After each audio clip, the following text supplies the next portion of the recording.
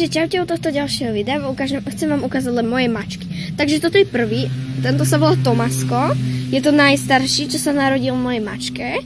Tále tu ešte je, tu vám takisto ukážem. Potom ideme k druhému. Toto je Lea, ona čaká takisto malé, vidíte, majú také obojčiky. Wow, má modrý, on má modrý. Taký sexy. Idem vám ukázať ešte ostatné. Takže toto je Mimi. To ona všetky mačetka, čo tu vidíte, všetky porodila, okrem jedného.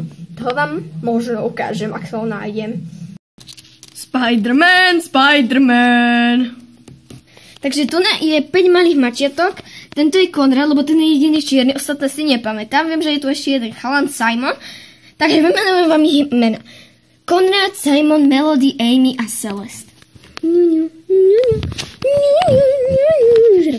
Ideme ešte k ostatným, tým starším, lebo neviem, či ich nájdem. Tu na čo ho vidíte bežať, tak to je Pufo. Zdrhol, svinia. On k nám prišiel. Hej.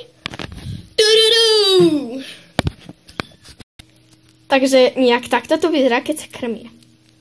Miminka, ňuňu, jazycek, taká zlatá. Nemám ukázať teda, ešte jedna jediná mačka chýba. Tu musím nájsť. Aj keď neviem, kde on je strašne boje.